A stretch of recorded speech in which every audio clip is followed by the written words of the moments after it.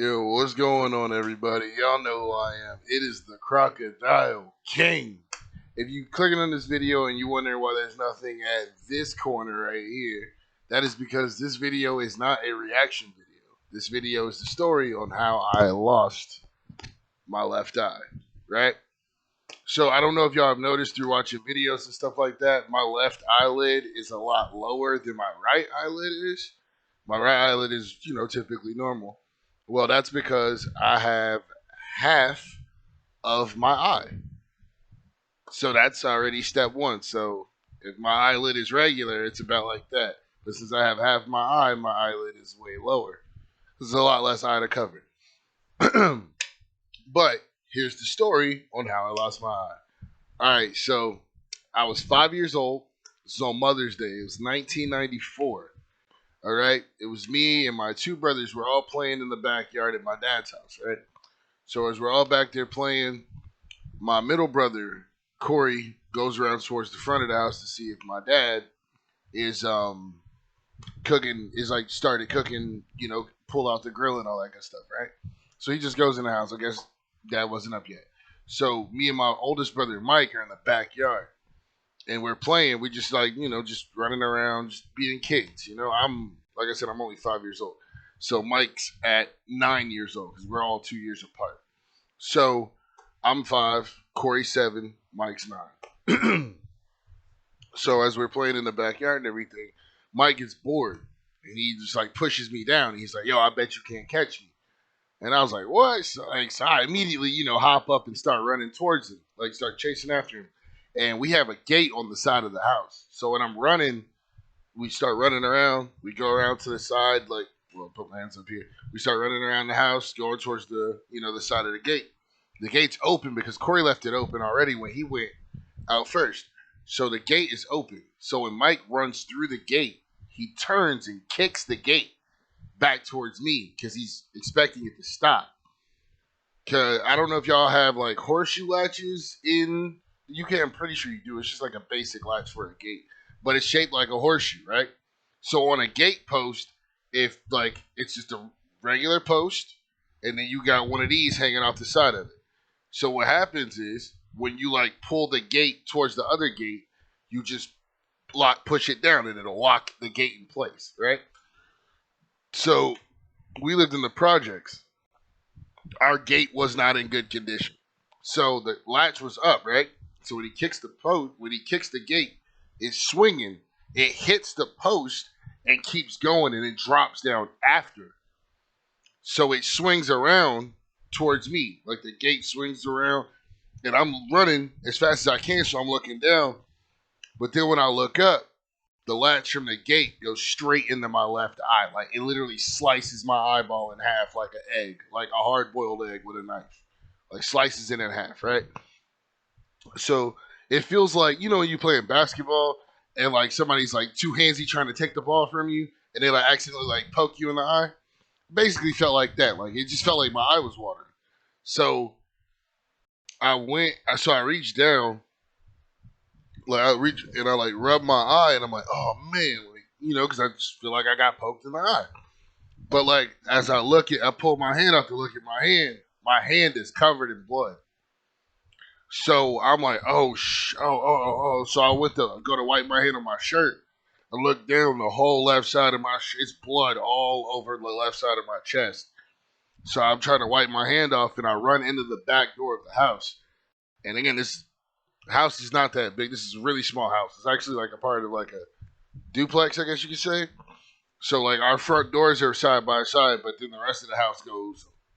Our house goes to the left. The neighbor's house goes to the right. Right. So, I go in the back door. As soon as I get in the back door, you're standing in the kitchen. So my grandmother's in there. She sees me, and she like screams and like passes out in the kitchen. Right. My dad's best friend John is sitting on the couch in the living room with Corey watching TV. My middle brother.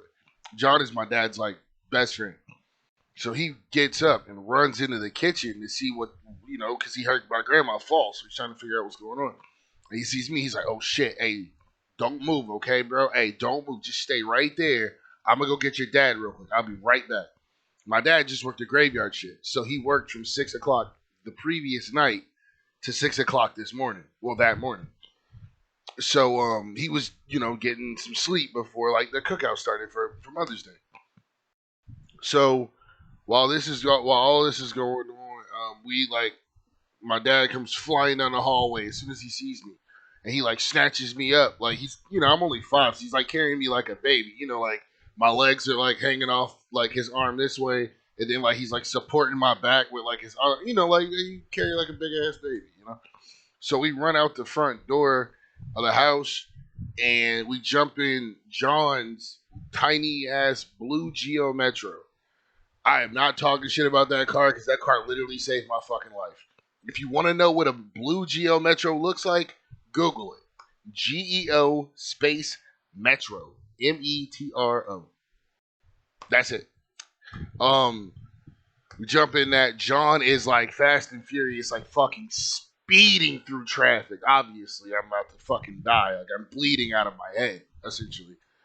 And I'm like just covering my eye or whatever. My dad, like I see my dad's crying, like he's still holding me the same way, like in the passenger seat of the car, and like he's looking down at me, and I can see like tears coming down his face, and like I was like, Daddy, why are you crying? And he was like, oh, don't worry about Daddy. Daddy's just being a big baby right now. I'm just being a big baby. But my brothers used to always call me a big baby for crying. So when I heard my dad say he's just being a big baby because he's crying, I was like, oh, it's okay, Daddy. And I like reached up. It was like trying to wipe the tears off of his face. But it was just, I had so much blood on my hands. I'm just smearing blood under his eyes. But I'm trying to just, get the tears off of his eyes and, comfort him. How he always used to comfort me when I would cry. So then I'm trying to hug him. I'm like holding on to him, and I'm like trying to rub his back, and like pat him on the back. Cause like I said, that's how he would comfort me when I was crying about something. So I'm trying to do that for him. And when I'm like rubbing his back, and I'm like, oh, it's okay, Daddy. It's okay to cry. And he just starts like sobbing on me like uncontrollably. So then we finally get to the hospital, and I remember like my dad like blowing the door open, and like we're just like he's like carrying me. We're running towards the emergency doors, the hospital. And as we're running, all I hear my dad screaming is, somebody please help my son. Somebody please help my son. Small little piece I forgot. While we were in the car, he was telling me, he was like, yo, Daddy always loves you. No matter what happens, remember that Daddy will always love you no matter what. Okay? And then I was like, I love you too, Daddy. Like, it's okay. And he was like, no, baby, I will always love you no matter what happens. But anyway, so as we're running to the hospital doors, he's cradling me like a baby and everything, running. And I'll just hear him screaming, it's like, yo, somebody please help my son. Like, somebody please help my son. You got to help my son. And when the doors, like, start sliding open, I, like, passed out, right? So I woke up, like, later that day or whatever. Or at least I thought it was later that day. So I woke up. So I'm waking up and everything. I'm like, I'm a little out of it, but not really. So, like, I get up.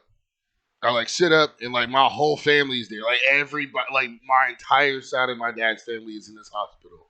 My mom is there. My dad's there. Grandma, Grandpa. Well, yeah. Grandpa was there. The only person that wasn't there was my Uncle Kyle. And that's because cell phones weren't really a thing, so they had no way of calling him to tell him what happened. He was at a bowling tournament like 3.5 hours away, and there was no way to contact him at the time because nobody knew what hotel he was staying in or whatever. So but all my family from Ohio is here. Like everybody is here, right? So so I sit up out the bed. Everybody's like, oh my, like looking all shocked, but I don't understand why. Like I just feel like I just went to sleep. You know what I mean? So I sit up. And I'm like looking around and everything, and everybody's like talking to me and stuff like that. And like I get out the bed, but I'm holding on to my IV post, and it's got the wheels on it. So like I'm walking, because I turned and caught my like reflection in the mirror, and I saw I had like that big white gauze pack like over my eye, and it covered like my entire eye, right? So I was like, damn, like I wonder what's under my, you know what I'm saying? I wonder what it looks like. I wonder what it looks like under it. I didn't even know I was blind yet. Like, because obviously I got a gauze pack over it, so you're just going to see black regardless, you know? So I hop out the bed, and I start walking over to the mirror. You know, I'm moving slow. I'm like carrying my little IV stick or whatever. Get to the mirror, and I start picking at the tape. And as I'm picking at the tape, I'm pulling out, but my dad notices what I'm doing, so he comes and stands directly behind me. So nobody behind me can see, like, so nobody behind him can see like what it looks like. So we get the gauze up and everything, and I have like some crusted blood on, like, you know, like around my eye or whatever. So I like picked it off, and then I like opened my eye real wide, and I'm looking at my dad, and I was like, he was like, "Yo, what you think, son?" And I was like, "Oh, I love it, Dad. Like, I always wanted to have a blue eye." And he was like, "Well, I'm happy you got a blue eye." And I was like, "Yeah." He was like, "Actually, I think you got a couple other colors in there too." And I was like, "Oh yeah, it's brown, it's blue, it's kind of yellow." And I was excited because I don't know the impact it's gonna have later on in life. I'm just in the moment as a fucking 5-year-old, you know? So, like, I'm like, oh, man, like, it's so pretty, blah, blah, blah, blah, blah. So, like, I go to turn around because I want to show everybody. He's like, whoa, hey, make sure you cover that up. You know, you don't want to get any dirt in it or anything. And he was like, I was like, oh, yeah, you're right. So I cover it back up. And I start walking back towards the bed. Now, mind you, my mom is in the room. So my mom was like, I want to see. And my dad's like, hey, you don't want to see it. And she was like, no, I want to see it. So I look at my dad, you know, for confirmation. And my dad was like, hey, go to your mother. So I walk over to her, and I pull it off. And I was looking down because I wanted to do like a little reveal or something. So I was looking down when I pulled it off, and I was like, look, see? And when she saw it, she just started screaming like bloody murder. Like, she fell out on the floor. She was just screaming so loud. And she was like hugging me so tight. Like, I could barely breathe. But like I get it. Like, I understand, you know, where she was. I get it. Like, your mother, like, this is your son. And I'm the youngest. I'm only 5. Like, that's heartbreaking, you know? So they managed to get her up and get her out of the room. And they're like, all right, let's definitely get you back in the bed. Like, you got to get back in the bed. And I'm like, okay, like, all right, cool. So we all talked for a little bit longer. And so after we talk for a while, we go out. Like, they send everybody out of the room. They're like, hey, somebody wants to talk to you. And I was like, yo, Wolverine, bro. It's silly now, but like in my head, I was like, yo, Wolverine, know what's up. Like, it's lit. I'm about to be an X-Men. Like, let's get it, boys. And I was like, Wolverine, and she was like, no, it's your big brother. And I was like, oh, okay. Like, slightly disappointed, but I'm also happy because I get to see my big brother again, you know?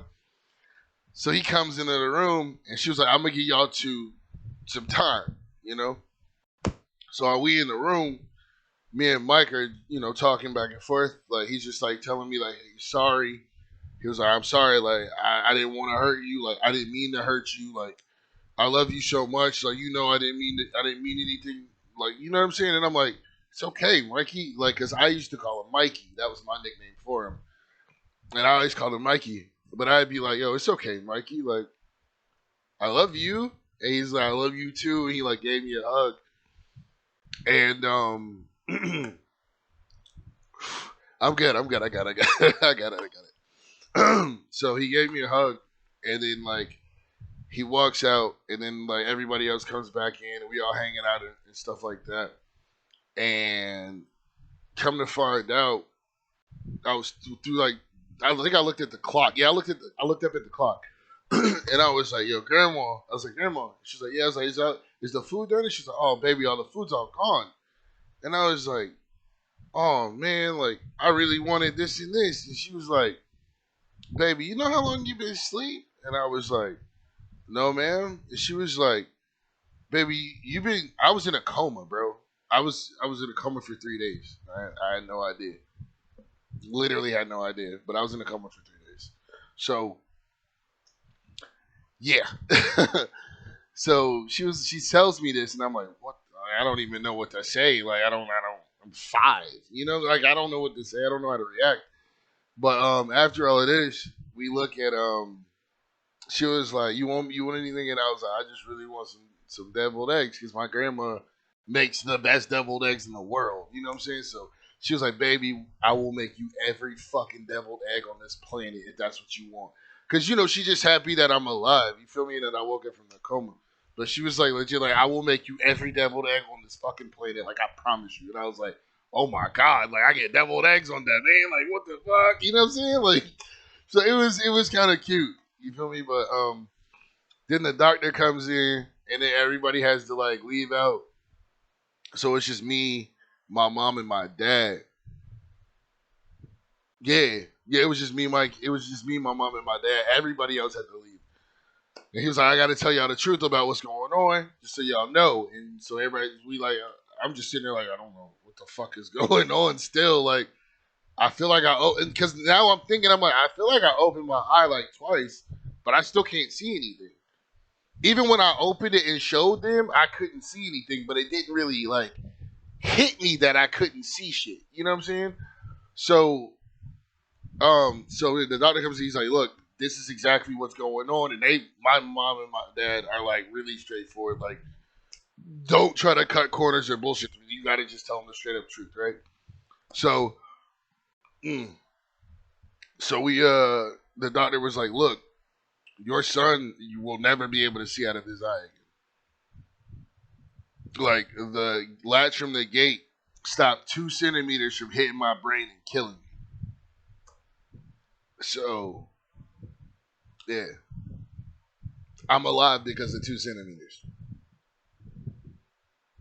and that's pretty much, you know, my story. Like I'm 32 years old right now, and I'm just now actively like trying to get a driver's license.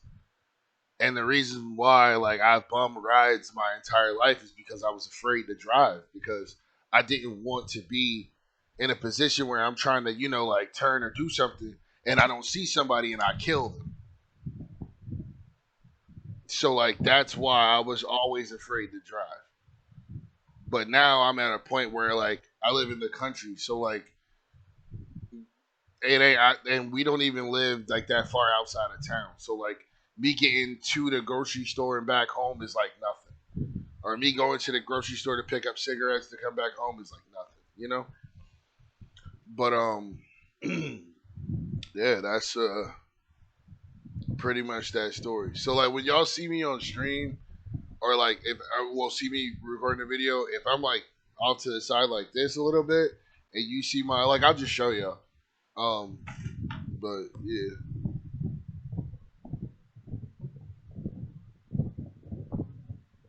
But yeah, so that's what my eye looks like. Um, it's real. It's 100% real. It's 100% mine. I don't have a glass eye. I don't have a fake eye. I don't have a prosthetic. I don't have none of that shit. This is my real, like real eye. It's the same eye I was born with. But yeah, basically that's pretty much the story. The typical like getting picked on as a kid because like my eye looks different and all that other kind of shit. So I dealt with a whole bunch of that. But like, nah, what I was gonna say is, if you see me on stream and you only really catch like a really strong view from my left, like if my eye look is really low, I'm not asleep. Like that first video, that the Mike Righteous video, I did fall asleep. I'm not denying that. I'm just saying in general. Like if you see that and it's really low, I'm not sleeping. It's just it's low. And like what I do to like compensate for that is I'll lower this eyelid so they kind of match, so they don't draw, so it doesn't draw attention to my eye being low, you know. But yeah, that's pretty much it as far as like what happened to it and all that other stuff. I mean, like, yeah, I've been blind since I was 5 years old, picked on the whole nine, fought a lot because of it. Um, because it was a different situation for me. Like I almost died. Like so I was fighting kids because you're picking on a situation where I almost died. Like I'm not picking on it because I can't handle it. Like for you got your breath stinks. Bro, I can brush my teeth and then that's not a problem. You know what I'm saying? So like jokes like that I didn't care about. Like that was just, I'd probably laugh with you. Or like, oh, you suck at basketball. I'd probably laugh with you. But like if you mentioned my eye, like that was like I'm swinging on you. Like when I was younger, I was like fighting friends over that, and we was like boys. It was like two friends that I had. We was boys, like, and I think I hit like 15 or 16, and they made like an eye joke, and I just swung immediately. Like I didn't talk, I didn't even warn them that not to make the joke. I just swung, and I like really hurt one of my friends. But like I felt like by me telling them that story, they understood that's not something that I joke around with. They thought otherwise. So they got hit. But like again, that was I was 15. Like I'm 32. Like I don't even entertain shit like that no more. But at the time, you know, me being so fucking young and angry about everything, like I just would fight like all the time. But yeah, I believe that's it. Honestly, as far as like the actual story of how I lost my eye goes, yeah, that's it. But y'all know who I am, man. It's the motherfucker. Oh, it was one other important piece I gotta tell you, right? The story I had, the dream I had while I was in a coma is very important to my name. This is honestly how I got my name, right? So in my dream, when I was going to the hospital and I passed out, like I went into a coma. So in that, right? Oh man, this is real. I have this dream still to this day all the time. Basically, I wake up in the dream, right? Like as soon as I go into the dream, I'm like sitting on my dad's couch in the same house. I'm 5 years old, white t-shirt, little tidy whities, just watching. I think I was watching like some random ass cartoon or whatever. I think it was like Mighty Mice from Outer Space. I think that's what it was called. But yeah, I was watching this, and a man comes in. Right, a man walks in, all black. Like when I say his hands and his face were white, I don't mean white as in like, I mean like coke white, like pure white skin. Right, white hands, black hat, like black hat with the big brim on it, but it was like it's kind of like the Undertaker's hat from wrestling, kind of like that. Black coat, like black pea coat, like he was dressed up, like black pea coat, black slacks, black shoes, black socks. But you could see his hands was like ghost white. So does his face. So he sits there, he pulls up a chair beside the TV. He's looking at me, and he's like, "Hey," and I'm like, "Hey," and I just go back to watching TV. And he was like, "You don't want to know who I am?" And I was like, "No." So and I just go back to watching TV. And he was like, "You know why you here?" And I was like, "No." And I just went back to watching TV. And he was like, "Well, how about this, right? You'll be here for a little bit, but let me talk to you for a little bit while you're here. Is that okay?" And I was like, "Okay." He was like, if you leave this world, you gotta experience death, sadness, fear. You're gonna cry. You're gonna be upset. You'll experience hate. Everything's gonna let you down. But if you stay here with me, I can be." And then he snapped his fingers and he turned into my brother Corey. And then he was like, "Anything," and he snapped his fingers and he turned into Mike. And then he's like, "You want me?" And he snapped his fingers again and turned into my mother. And then he says, "To be," and he snapped his fingers and turned into my dad. And then he like looked, I swear, he was exactly like a carbon copy of each member of my family. And it was just snapping his fingers like rolling through him, right? And then he was like, "All you gotta do is stay here with me." And then afterwards he was like, "But anyway, I prefer my regular face." And he snapped his fingers again and he went back to his normal self. And he was like, "So what do you think about that? Because if you stay here with me, I can be everybody. So you'll never lose any of your family members. All you got to do is stay here, and you'll never lose anybody. They'll always love you. They'll always be here to play with you. They'll always have time. Just stay here." And I was like, "No, you're not my dad. Like I want to go be with my dad. You're not my brother. I want to go see my brothers." He was like, "All right, you know what?" And you could see I could see he was getting angry. And he was like, "You know what? Fine. You want to leave? All you got to do is walk out that door, right?" So I was like, "Okay." So I got up and I walked to the door. And when I opened it, we was in the middle of the fucking forest. It was like a house in the middle of the fucking forest. Now, mind you, like I said, my dad's house is in the projects, so it's houses everywhere. And then we in the middle of the fucking forest, right? So he was looking. So I looked at him, and he was like, "I'd run if I were you." So I just take off running through the woods as fast as I can. Remember, I'm in underwear and a fucking t-shirt, barefoot. I'm like running, my legs is getting all cut up because I'm running through woods and shit. Running as fast as I fucking can. Then I get to like the river bank, right? And it's a big ass. It's like white water. Like, you know what I'm saying? How it had like white water. It's like crashing down in like those rivers and shit, like the rapids. It's like that. So I'm looking and I'm like, bro, I can't even fucking swim. So I'm gonna die. Like, he's gonna catch me because he was coming. Like, he was running after me. Well, he was walking after me, but you get my point. So I'm like, oh, I'm gonna be stuck here forever. I'm not ever gonna be able to see my dad again. Literally, I swear to God, a crocodile literally surfaces right out the water. And he looks at me and he was like, "Hey, if you get on my back and you trust me, I can carry you across this river. As soon as you get across this river, you'll be safe." And I'm like, "I can't trust you. Like, I don't know you." He was like, "Look, I know you can't trust me and I know you don't know me, but I can promise you, I'm here to help you." And then he was like, he looked behind me. He was like, "But he's not." And when I turned around, he had just came out of the woods. And he was standing like, he was maybe like 20 feet away from me when he came out of the woods. But he just like came out of the woods and he stopped. And he looked at me. He was smiling. And then he started walking towards me. And then the crocodile looked at me and was like, "Yeah, I know." Yeah, he was like, "Yeah, I know you're scared, but like, you need to trust me right now. The choice is yours, but you need to trust me."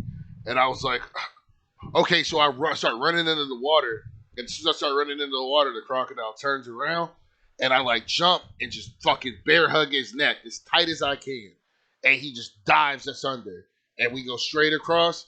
And then when he comes up, I like get off of his back. I'm like walking through the water, and as I'm turning around, I can hear the man from across the river like cussing and like stomping the ground because he's so angry. And like it was, bro, it was when he was stomping the ground, like it was like a fucking earthquake. And like I'm looking, like I'm seeing the trees behind him from the woods falling and shit.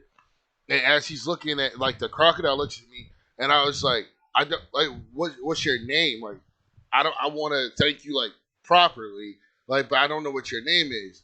And he was like, "My name," and then I just hear him like start up a deep like crocodile like growlish like hiss, and then he like he leans back and smiles, and you just see like only one side of his teeth, and he was like, "So back." And then I like looked at him and I was like, "Thank you so much, so back." And he was like, "Don't worry about me." He was like, "Just get back to your family. I'll take care of him."